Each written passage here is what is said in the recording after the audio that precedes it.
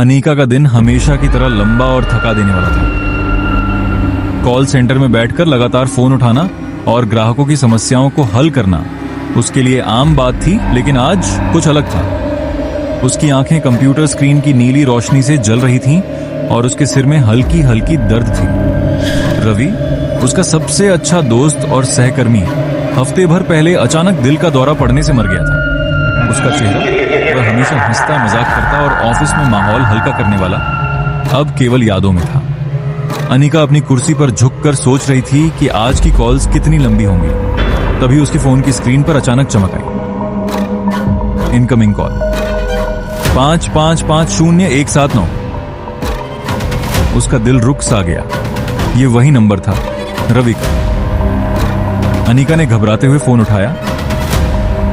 Hello, उसने फुसफुसाते हुए कहा। लाइन पर सन्नाटा था। फिर धीरे धीरे एक खराश भरी कांपती हुई आवाज सुनाई दी।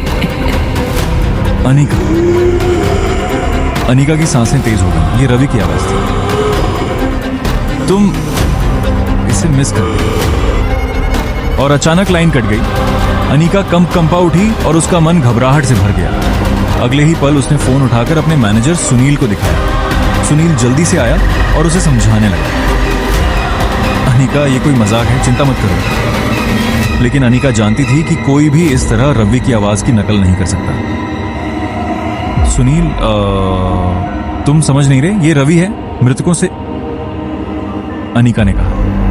सुनील ने उसे शांत करने की कोशिश की, लेकिन अनीका का डर बढ़ता जा रहा था। घर लौटने के बाद अनीका ने सोने की कोशिश की, लेकिन फोन लगातार कंपन कर रहा था। वही नंबर, वही आवाज। उसने फोन उठाया और वही खराश भरी आवाज फिर से आई। मैं अभी भी यहां हूं। फोन डर के मारे फर्श पर गिर गया। अनीका कांपती हुई लिविंग रूम की ओर भागी। कमरे की लाइट्स झपकने लगीं। उसने सुनील को फोन किया। अनीका, तुम ठीक हो? सुनील ने पूछा।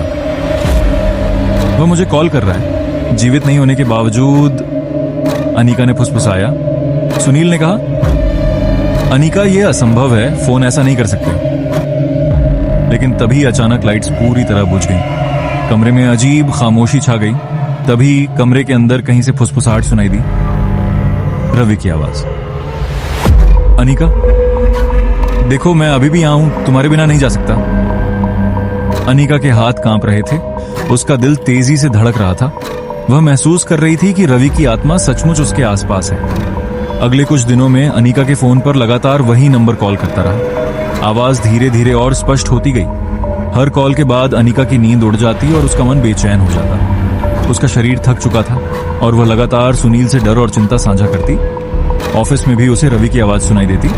वह अपने आप से बातें करने लगी। कभी कभी फोन को देखकर कांप उठती।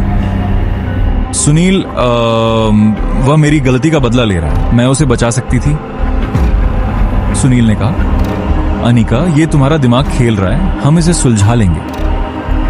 रात के 12:01 बजे अनीका अपने कमरे में अकेली थी। फोन फिर बजा। वही नंबर, वही आवाज। तुमने मुझे नहीं बचाया। अनीका फोन छोड़कर कमरे के कोने में बैठ गई। हर जगह अजीब सन्नाटा था। अचानक कमरे की सभी लाइट्स एक साथ बुझ गईं। अनीका महसूस कर रही थी कि उसके चारों ओर कोई मौजूद है। फुसफुसाहट फिर से गूंजी। रवि की आवाज। अनीका, देखो, मैं अभी भी यहां हूं, तुम्हारे बिना नहीं जा सकता। अनीका चीखती रही। उसका दिल जोर जोर से धड़क रहा था। उसने सुनील को फोन करने की कोशिश की। अनीका, मैं अभी तुम्हारे पास आता हूं, कहां हो? सुनील ने कहा।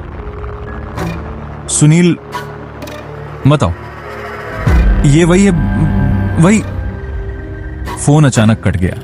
सुनील तुरंत अनीका के अपार्टमेंट पहुंचा। दरवाजा बंद था, कोई जवाब नहीं। अंदर का फोन गायब था। सुनील ने दरवाजा खोला। कमरे में केवल वही पुराना ऑफिस फोन पड़ा था जो लगातार बज रहा था। स्क्रीन पर वही नंबर दिख रहा था, 5550-179। सुनील ने फोन उठाया। हेलो, उसने धीरे से कहा। लाइन पर खामोशी थी, फिर फुसफुसाहट सुनाई दी। तुम मुझे छोड़ गए और अब मैं तुम्हारे साथ हूं। सुनील ने फोन छोड़ दिया। तभी कमरे में ठंडी हवा चली और लाइट्स झपकने लगी। अनीका कभी वापस नहीं आई। कॉल सेंटर में उसके सहकर्मी कहते हैं कि रात के समय उसी पुरानी फोन लाइन पर कभी कभी अनीका की आवाज सुनाई देती है। हेलो, ये अनीका है। किसी को समझ नहीं आता कि अनीका जीवित है या नहीं, लेकिन यह स्पष्ट है कि रवि की मौत के बाद अनीका का भाग्य उस अंतिम कॉल में फंस गया। कहते हैं जो एक बार अंतिम कॉल सुन लेता है वह कभी अकेला नहीं रह सकता।